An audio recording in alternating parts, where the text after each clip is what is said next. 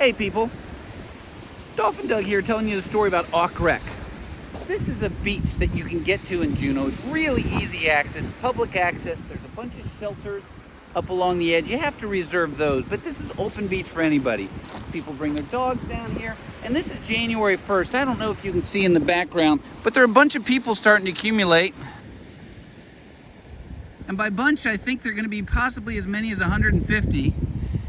Because today is the day for the polar bear plunge. A bunch of those people are going to go swimming in this water on January 1st in Alaska. Now, what's crazy is just a week ago, I hiked out to the nearby glacier across a frozen lake, and it was 15 degrees when I did the hike, and it had been 15 degrees down to minus 10 for weeks on end. And the ice was solid and strong and all that. Well, now, today, January 1st, it's 39 degrees here. But the story I'm telling you, and sorry I get distracted by these other things, but Juneau's a wonderful place with lots of little stories. This is the story of this beach. Beaches in Alaska aren't normal because the wave action rips off all of the sand.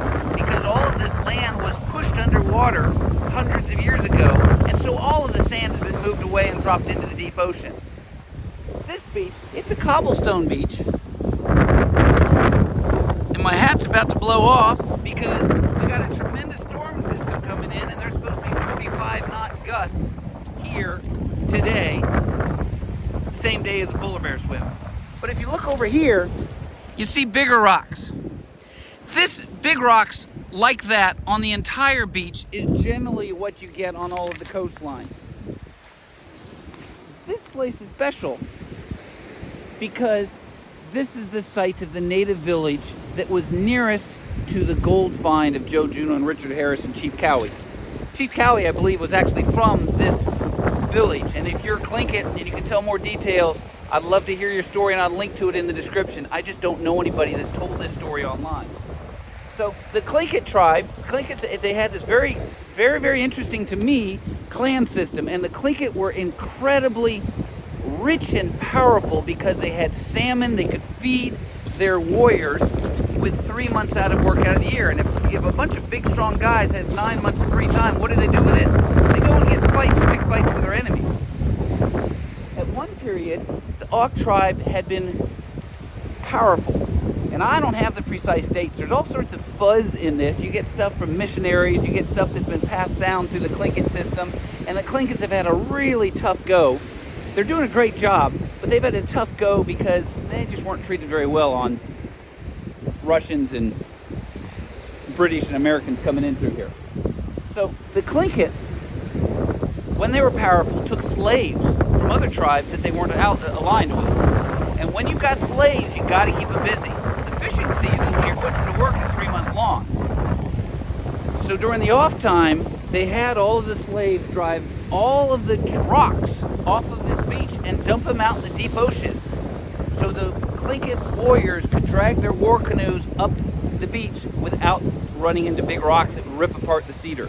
Cedar wood makes really good canoes. It's soft and easily carvable, but it is not good for dragging across barnacles. So that's why this beach, there's a strip of rocks. See these rocks, you would not want to drag your canoes up on that.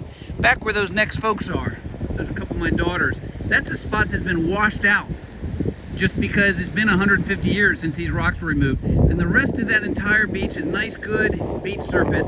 This is as far as my camera will go. But right there is a patch of where you don't want to put your canoe anyway, because when these waves hit, that's where they're going to get hit by the big waves. So that long stretch, you could have 200 war canoes with plenty of room in between them lined up on this beach because all of those rocks were moved off by those slaves. Now, that was a long time before the Europeans came in here. It was a crazy time. The Tlingit figured out how to effectively deal with this environment and gather resources, and they were rapidly expanding when along come the Russians, and the Russians and Tlingit, that's the start of the next story. So come on up. This is one of the places you can certainly visit if you're in Juneau. If you're on a cruise ship, you're going to need to rent a car to get here. You can possibly take a taxi, but you'll burn up all your time with sitting and waiting. So there's just so much to see in Juneau. Come on. just so you know, I'm not going to be doing the jump with them. Somebody's got to be sane in this world.